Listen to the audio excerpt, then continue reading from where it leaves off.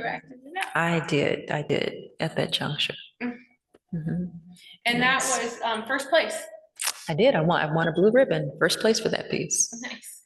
So a lot happened that year, 8th grade. And you also have a dedication to your father. Yes, I do. I do. My Superman. Yes. And right. Yeah, we didn't skip anything. That one was next. So this is titled Perseverance, Ode to the Modern Day Superman, dedicated to Dad. Dust swirls fine as flour as you grace the surface of your arena, fleet-footed, lapping every opponent prior to zealously ripping, shredding the finish line, marking the cadence of your race. Spectators applauding your approval, confirming victory at last. You ferociously touched down, flawlessly rendered each layup and scurried home, mutilating the base. Alongside your compadres cheering you on after yet another score. Redefining the essence of the four-letter man, reigning through the campaign of life amid the years. I recall your stately presence, gliding through the corridors of the Bernard Gentry Center, peering approvingly through the ajar doors as my peers and I harmonized to morning song among penmanship and pastel paintings. You, Father, faithfully, fearlessly, forever present, field excursions and all, available to my siblings and I, your pride and joy, who accepted the torch you'd gifted, coupled with priceless counsel on and off sidelines, fields, and courts. Despite the casualties you'd incurred from an employer involuntarily laid to rest, your armor remained unscathed and your majestic cloak untattered, valiantly defying the adversary of untimely circumstance at every turn, branding you as the unwavering hero I perceive you to be across time and space, the pinnacle of success, bearing the guise of a man glazed in resilience. I underlined that last phrase. Yes. And I wonder if you want to say anything about that last line. Yes. Because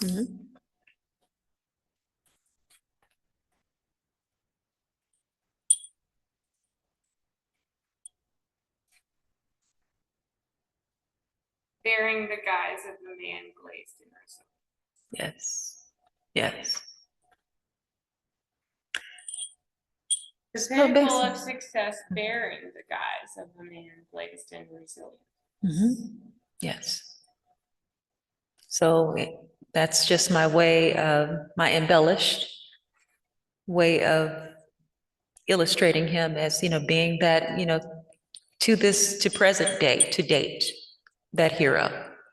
He has been that resilient, perseverant, tenacious personality, and he imparted that to me and my siblings as well. It is embedded in our DNA. And yes, I'm verbally chiseling him, being the masterpiece, the master architect, the master sculptor, I should say, of painting him in that light. Yes. Well, we were going to follow closely with Dreams Undeferred, which specifically speaks to that last line, I think. But Yes. I asked you to read this one now because I like it. I like having it in that spot following accolades to your mother. But let's still save Dreams Undeferred. Would you like to share your autobiography stories now? Absolutely. Yes. Yes. Okay.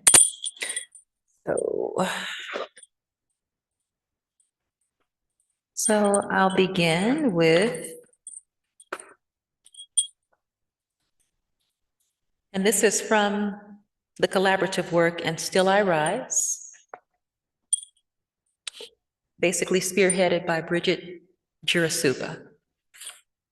And the story that I've written is titled until further notice.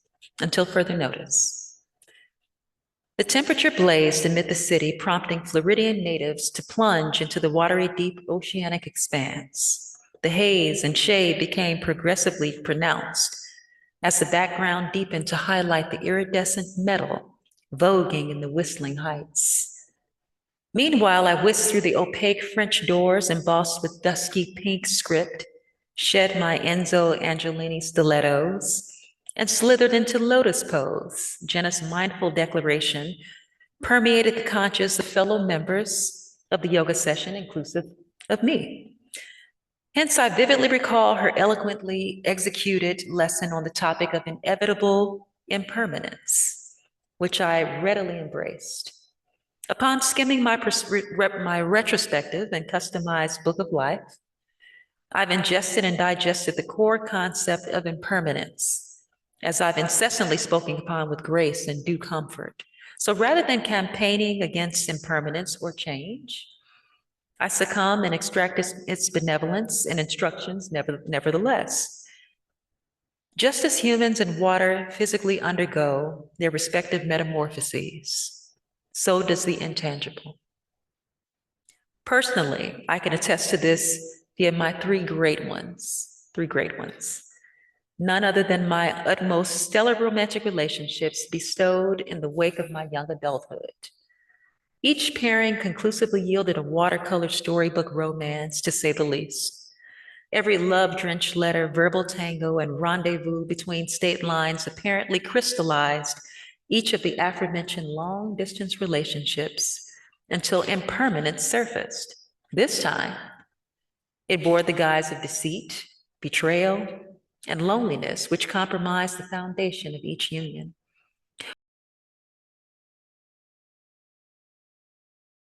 What I'd mutually forecasted as inevitably and infinitely unshakable, impermeable bonds had become negated.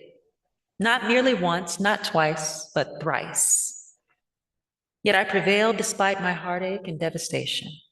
The recurring anthem, impermanence, eclipsed again amid my former marriage projected as my happily ever after, via my then husband's extramarital affair with controlled substances, which mutilated our bond. Despite my agony, fever, and grief, I channeled the strength to execute the gift of goodbye. Moreover, I siphoned the good from this tumultuous chapter, God's divine favor, protection, and my eternal gratitude, coupled with my dearest son, Maximo. How often has one vowed to themselves, never ... fill in the blank, ellipses. In fact, how many times have we committed to what I classify as a final destination? Well, I personally concur with both the aforementioned, aside from my marital chapter as I illustrated previously, I recall my collegiate experience. In layman's terms, I had made up my mind to pursue and acquire my metallurgical engineering degree exclusively from the Illinois Institute of Technology, IIT. However, my fond friend and foe, impermanence, miraculously materialized, therefore altering my fate. Nevertheless, I pivoted out of IIT and engineering and sank into the arms of DePaul University and the realm of communications. Yes, yet I savor the effervescent memories of feats throughout that expedition. I smile inwardly as I reminisce upon commencing from my alma mater and plunging into the iridescent waters of freelance photojournalism, indeed another publicly declared career destination, only to pirouette into the arenas embodying American Transair, Dyson Inc., Florida State University, Miami-Dade Public Schools, the U.S. Department of Commerce, and Chapel Hill Carborough City Schools, to say the least.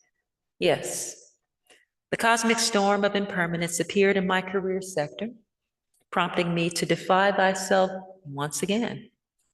In most instances, my former employers held the autonomy of stamping my expiration date with their empires. As a result, I was forced to surrender to involuntary dismissal from their establishments, despite the blood, sweat, and tears I'd shed per each monumental cause. Once again, I evoked the lesson, which sparked me to erect my existing entrepreneurial dynasty. The same impermanence holds true for my residential history. Cartwheeling from the bowels of Englewood, Chicago, strutting down to temperate, zesty Miami, Florida, a presumed final stop I thought I'd never outgrow, tumbling into the calm of Eden, North Carolina, prior to flipping to Chicago post-separation, before ultimately nosediving into the pristine and tranquil confines of Chapel Hill, North Carolina, where I rest today. Instead of soaking in dismay, I acquired carpe diem ideology and proceeded gracefully from episode to episode when necessary. Impermanence as of late. Part 2. The scarlet glare emanating from my Note 5, hosting the breaking news medium, ripped me from my comatose slumber. Thus, I'd been abruptly cast into a sea of bewilderment upon devouring the harsh pill of an incredulous presidential score for the Republican entity. I wallowed in the aura of perplexity which held me captive, imprisoned, dumbfounded on November 9th, 2016. Astonishment transcended to empathy, and empathy morphed into a whirlwind of mourning and betrayal upon digesting the anguish of the impending threat, the annihilation of an ironclad legacy spawned by God and bestowed to our authentic leader, President Barack Obama. Melodic harmony spewed lyrics from Seal's Dreaming in Metaphors, from amplified speakers throughout the cabin of my German import. This melancholic tune permeated my strained emotions, and the dual-edged sword of impermanence seized the stage once more.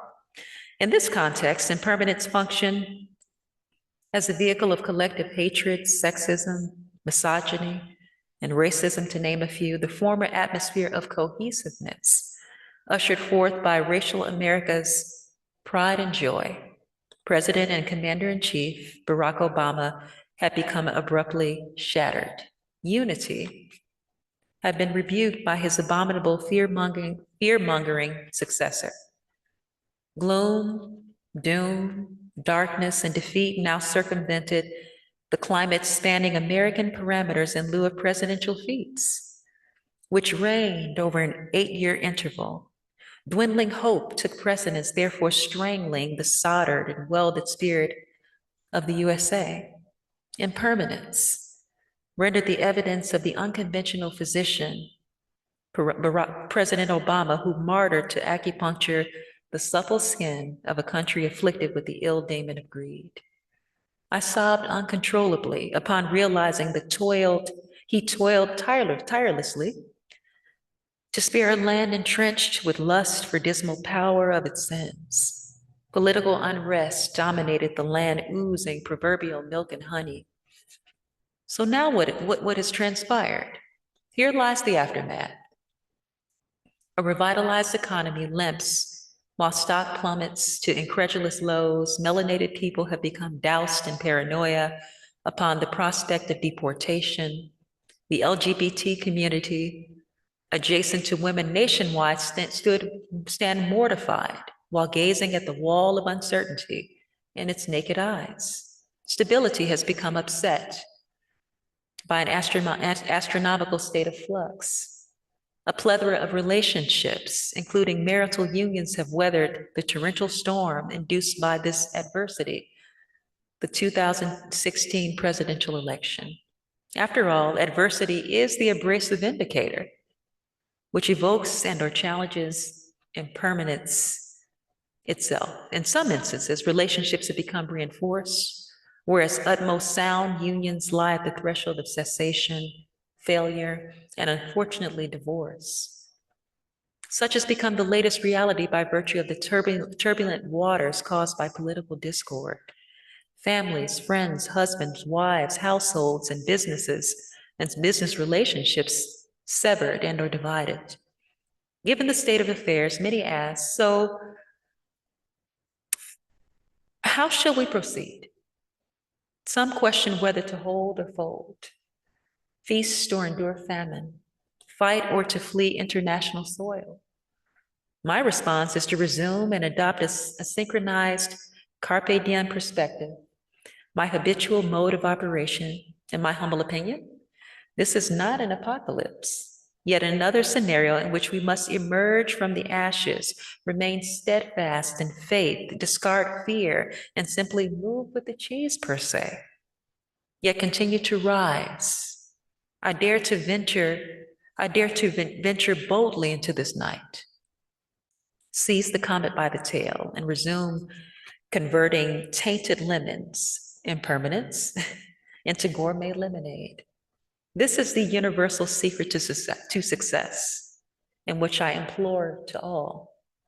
Moreover, I extend my utmost gratitude to my best friend, Sheila Hilton de Toro Forlenza, for acquainting me with such a priceless gift, forever envisioning the desired result, optimal success in every facet, even within chaos itself.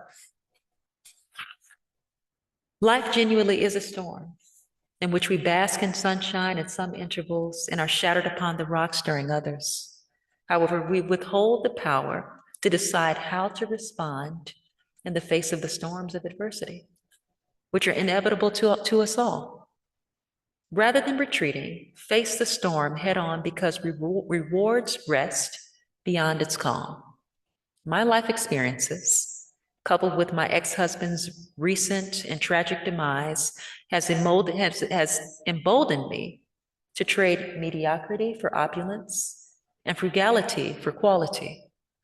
Yet my integrity has been fortified by pure intentions and higher consciousness.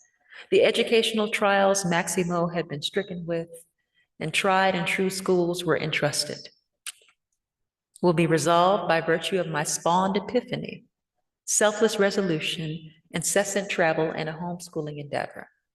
I've shaken the dust from my shoulders, as well as my sons, chanted the mantra carpe diem, and struck and purged the concept of never from our thoughts, instead replacing it with until further notice as we embark upon new journeys. Yes. Thank you. What's the, did you squeeze both of those together, or is there, the other book too? Well, so the other would be in this work, okay? The Portal. The Portal. Mm-hmm. Is this a good space for that one? No, sure, absolutely. Mm-hmm. The Portal, rendering a sparked epiphany. Chronic fatigue and drenched monsoonal fever plagued me as I arose that subarctic December day.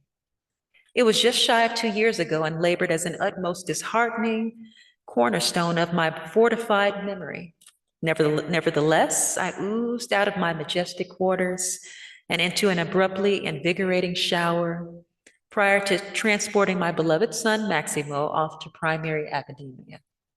Upon crossing the threshold of my modest employer, I've been graced by lush and flamboyant poinsettias.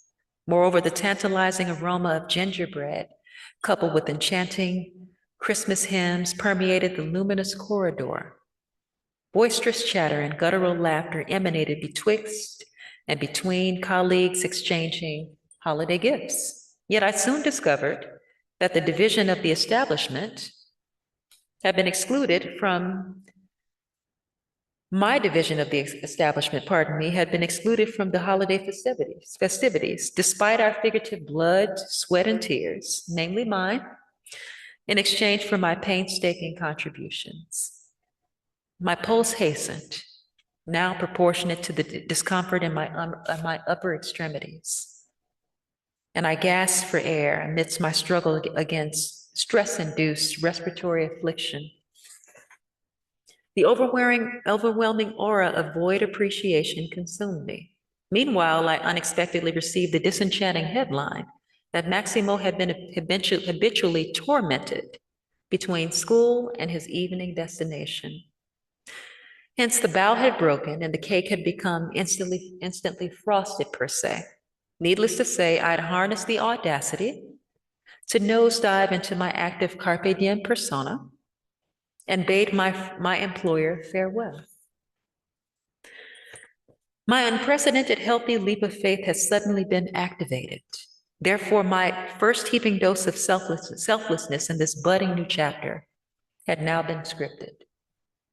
I vividly recall my unwavering belief that I would attract the ultimate opportunity, which encompassed flexibility and prosperity.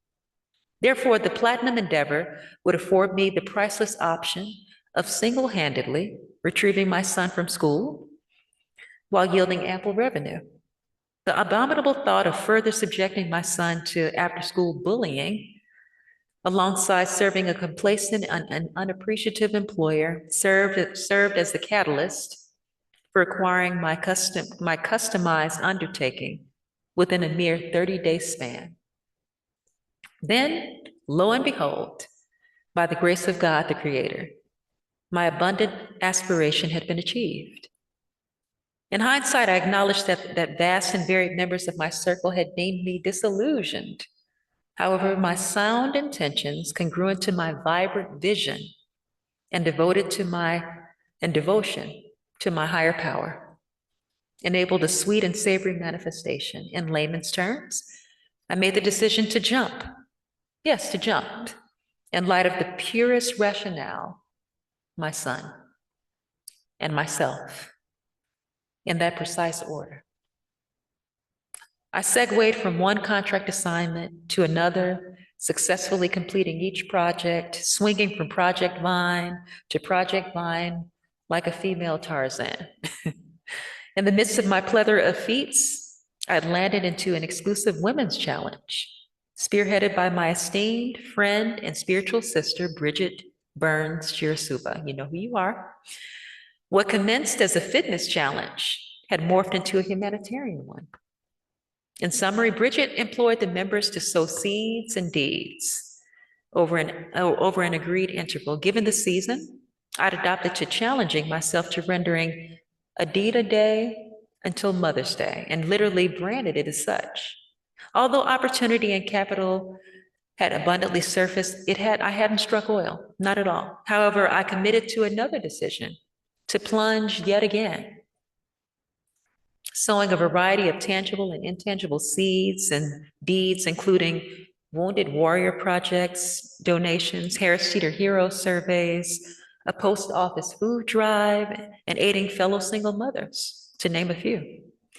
However, the sheer gratification yielded from each non-begrudging humanitarian effort was second to none.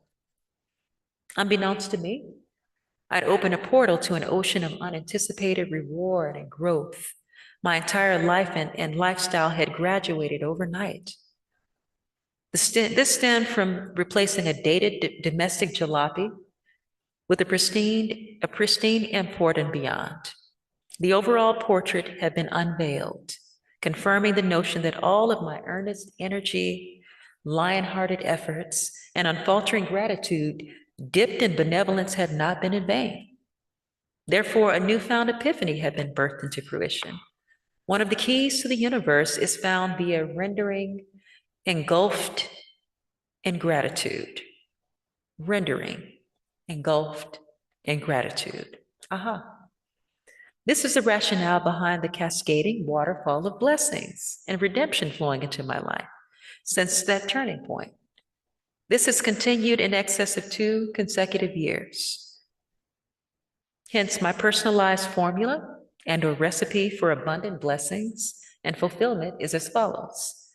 Abundant blessings and fulfillment equals rendering times sound intention times incessant gratitude times benevolence times infinity.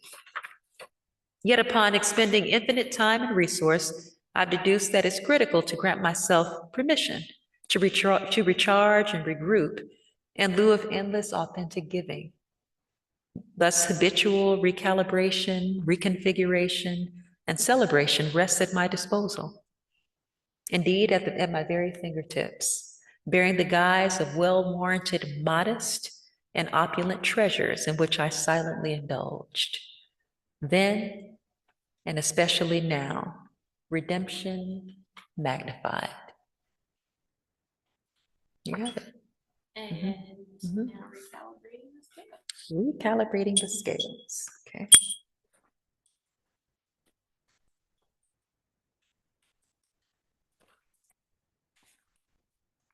Recalibrating the scales. Temperate and dew-laden monsoonic breezes graced her demure face, bearing the countenance of Egyptians meshed, mated, and mingled with fraternizing Cherokee. Unrelenting sunbeams induced a cherry wood hue from the crown of her forehead to the twin pedestals below. Sifting through the rouge soil at this intentionally sculpted oasis, each peppermint-infused sip of herbal vitality replenished her feeble spirit, annihilating her prior to fatigue amid verbal tangos unfolding among newfound acquaintances as children frolicked through manicured honeysuckle terrain. Mothers-in-waiting devoured intricate house frappés comprised of elderberry, embossed with plantains, homespun honey, and cherry garnish. High vernacular poured from personalized parchment and evaporated into dense country air, engulfing this paradisal venue. Tickling the mockingbird and rousing flamboyant cardinals, whispering clandestine greetings and salutations from expired loved ones, silently confirming her safekeeping. Recalibrating the scales. Yes. And does this take us to dreams undeferred? Oh, yes, indeed. Dreams undeferred, okay. Dreams undeferred, prophecy fulfilled. Dedicated to Harold Lefty Williams and fellow dreamers worldwide. No.